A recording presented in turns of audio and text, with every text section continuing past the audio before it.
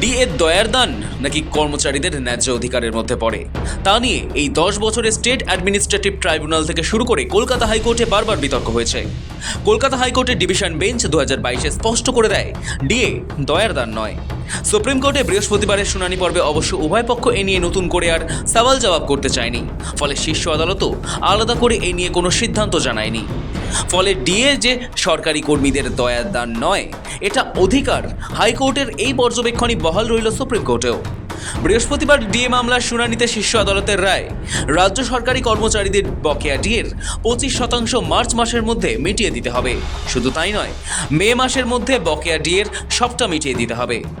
বিচারপতি সঞ্জয় করল ও বিচারপতি প্রশান্ত কুমার মিশ্র তাদের নির্দেশে জানিয়ে দিয়েছেন, বকেয়া ডিএ রাজ্য সরকারের সময়বদ্ধভাবে মেটাচ্ছে কিনা দেখার জন্য একটা কমিটি গঠন করে দেওয়া হচ্ছে। সর্বোচ্চ আদালত পরিষ্কার করে জানিয়েছে, উপভোক্তা মূল্য সূচক অনুযায়ী ডিএ পাওয়া রাজ্য সরকারি কর্মচারীদের আইনি অধিকার, তাই সেই অধিকার থেকে তাদের বঞ্চিত করা যাবে না।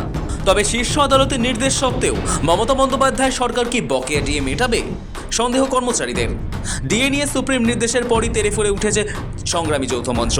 বৃহস্পতিবার মঞ্চের আহ্বায়ক ভাস্কর ঘোষ চাঁচাছোলা ভাষায় আক্রমণাত্মক ভঙ্গিতে বলেছেন, রাজ্য যদি সুপ্রিম রায় না মানে তাহলে বেনজির আন্দোলন হবে। আন্দোলনের নির্দেশ অমান্য করার সুযোগ নেই, নির্দেশ না মানলে শিখিয়ে দেওয়া হবে আন্দোলন কাকে বলে। সাথে ধন্যবাদ জ্ঞাপন করছি রাজ্যের বিরোধী দলনেতাকে, যেভাবে উনি নিজের ব্যক্তিগত উদ্যোগে পরমজিৎ সিং পাটোয়ারিয়াজিকে দিনের পর দিন দান করিয়েছেন এবং তার ফিস মিটিয়েছেন। আমরা ধন্যবাদ জানাচ্ছি মাননীয় বিকাশ রঞ্জন ভট্টাচার্যকে, বিনা পয়সায় কর্মচারীদের হয়ে লড়াই করে গেছেন দীর্ঘদিন। যে মাননীয় মুখ্যমন্ত্রী আগের বার যেভাবে 25%কে না দেওয়ার সাহস দেখিয়েছেন, এবার যেন আগুন নিয়ে খেলবেন না।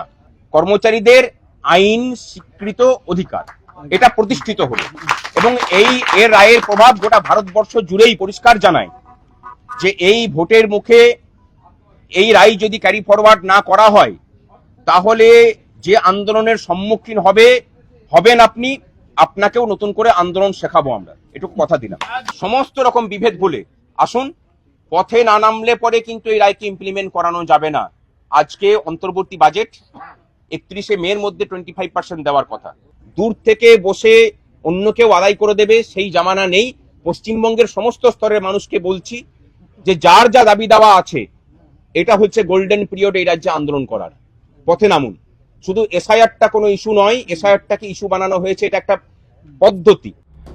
ডিএ নিয়ে সুপ্রিম রায় নজরে আসতেই রাজনৈতিক উত্তাপও ছড়িয়ে পড়ে রাজ্যে। বিশেষ করে বঙ্গ বিজেপির শিবিরে কার্যত উৎসবের আবহ। রাস্তায় নেমে মিষ্টি বিলি, স্লোগানে স্লোগানে মুখর হয় রাজপথ।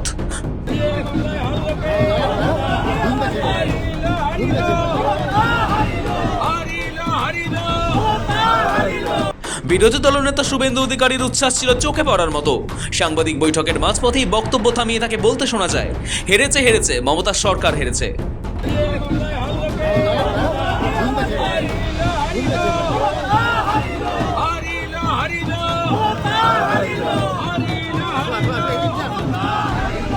সুপ্রিম কোর্টকে ধন্যবাদ জানিয়ে শুভেন্দু বলেন, মার্চের মধ্যে প্রায় 10,400 কোটি টাকা দিতে হবে রাজ্যকে, বাকি 75% মেটাতে হবে মে মাসের মধ্যে।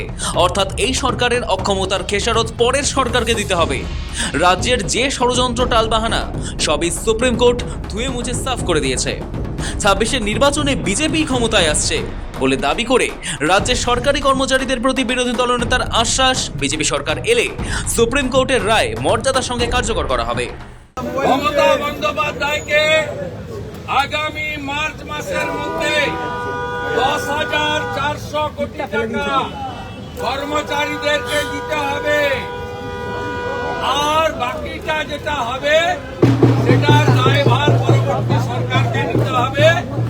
এবং ভারতীয় জনতা পার্টি কথা দিতে পারে, বিজেপি সরকার এলে, বিজেপি সরকার আপনারা আনলে আমরা সুপ্রিম কোর্টের জাজমেন্টকে মর্যাদা দিয়ে আপনাদের সুপ্রিম কোর্টের যে রায় তাকে মমতা বন্দ্যোপাধ্যায় স্যাটের সুপ্রিম কোর্ট তৎক্ষণাৎ 31শে মার্চের মধ্যে 25% অর্থাৎ 10,400 দিয়ে দিতে বলেছে। রাজ্য সরকারের খবরদারি মন্তব্যে সমস্ত চক্রান্তকে সুপ্রিম কোর্ট আজকে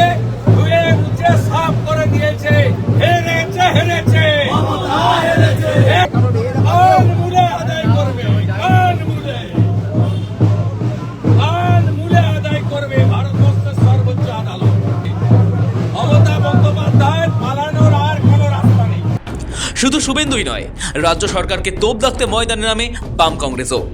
বাদ যায়নি আইএসএফও। প্রথম কথা আছে যে বেটার লেট দ্যান নেভার, একটা কথা আছে। দেরি হলো কিন্তু অধিকার বেটার কর্মচারীরা পেল। দুর্ভাগ্যের বিষয় যে এই সরকারি কর্মচারীদের ডিএটা তাদের একটা অধিকার। পশ্চিমবঙ্গের তৃণমূল পার্টি সরকারি কর্মচারীদের অধিকারকে তারা দিতে অস্বীকার করে। সরকারি কর্মচারীদের অধিকার থেকে বঞ্চিত করে তারা যেন তাদের ডিএর অর্থ না পায়, তার জন্যে সরকারি কোষাগার থেকে টাকা খরচ করে সুপ্রিম কোর্টে তার মোকাবিলা করা হয়, যাতে সরকারি কর্মচারী তাদের সুযোগ না পায়। এইরকম একটা অমানবিক সরকার বাংলায় রাজ করছে। সরকারি কর্মচারীদের অধিকার সুপ্রতিষ্ঠিত হলো বাংলায়, যাদেরকে মমতা ব্যানার্জি এতদিন ধরে প্রতারিত করছিল, বঞ্চিত করছিল। আবার দেখুন এই ডিএ দিতে কত সে কায়দা কানুন করবে। তার দলের পক্ষ থেকে বড় বড় লয়ার লাগানো হবে, হয়তো আবার চেষ্টা করা হবে। মমতা ব্যানার্জির নেতৃত্বে তৃণমূল সরকার কোনো আর্থিক নিয়ম কানুনও মানেন না এবং আইনের ধার ধারেন না। তার সঙ্গে আদালতের যে রায় তাকেও প্রয়োগ করেন। একাধিক রায়ের ক্ষেত্রে দেখা গেছে লড়ে গেলে সুরাহা হয়, এটা তার প্রমাণ। বিজেপির রাজ্য সভাপতি শ্রমিক ভট্টাচার্যের মন্তব্য, রাজ্য সরকার এতদিন কর্মচারীদের সঙ্গে প্রতারণা করেছে। এটা মেলা উৎসবের সরকার, দায়িত্বজ্ঞানহীন সরকার। দলের প্রাক্তন রাজ্য সভাপতি তথা কেন্দ্রীয় প্রতিমন্ত্রী সুকান্ত মজুমদার বলেন, ডিএ যে ন্যায্য অধিকার সুপ্রিম কোর্টের রায়ে সেটাই প্রমাণিত হলো। রাজ্য সরকারকে একযোগে আক্রমণ পদ্ম শিবিরের। রাজ্য সরকার দীর্ঘদিন ধরে সরকারি কর্মচারীদের সঙ্গে, পেনশনভোগীদের সঙ্গে প্রতারণা করেছে এবং এখনো প্রতারণা চালিয়ে যাচ্ছে। কারণ এই সরকারটা খেলা মেলা উৎসবের সরকার, দান খয়রাতির সরকার, দেউলিয়ার সরকার। এই মুহূর্তে পশ্চিমবঙ্গে তৃণমূল সরকার বলে কিছু নেই। যেটা আছে সেটা লিভিং ফসিল, জীবন্ত জীবাশ্ম।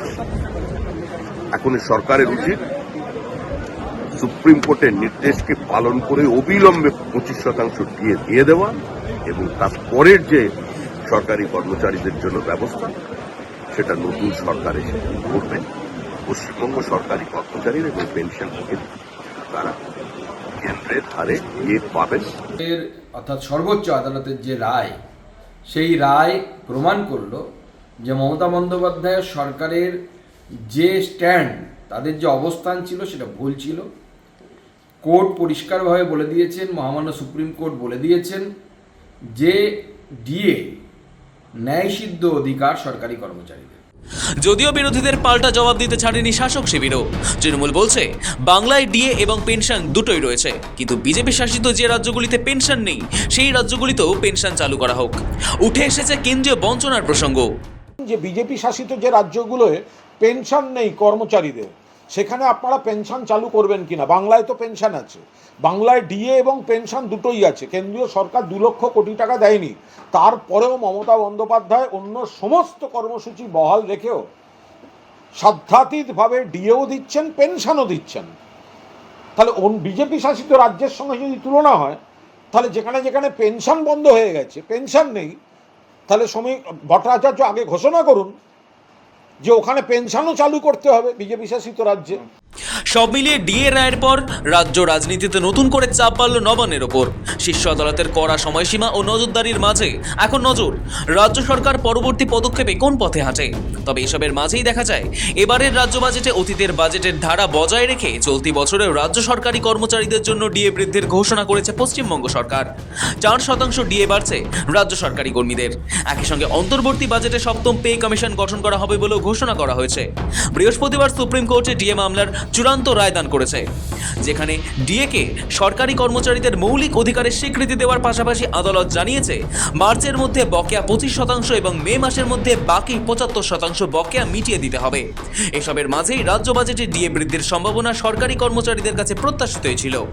এই ডিএ বৃদ্ধির সুফল শুধু রাজ্য সরকারি কর্মচারীরাই নন, পাবেন সরকার অনুমোদিত শিক্ষা প্রতিষ্ঠান, আইনসভার বিভিন্ন সংস্থা, সরকারি ও আধা সরকারি দপ্তর, পঞ্চায়েত, পুরসভা এবং অন্যান্য অন্যান্য স্থানীয় সংস্থার কর্মচারীরাও। অর্থাৎ রাজ্যের এক বৃহৎ কর্মী সমাজ এই সিদ্ধান্তে উপকৃত হবেন। একইভাবে উপকৃত হবেন পেনশন প্রাপকেরাও। সৌভিক সান্যালের রিপোর্ট, সময় কলকাতা।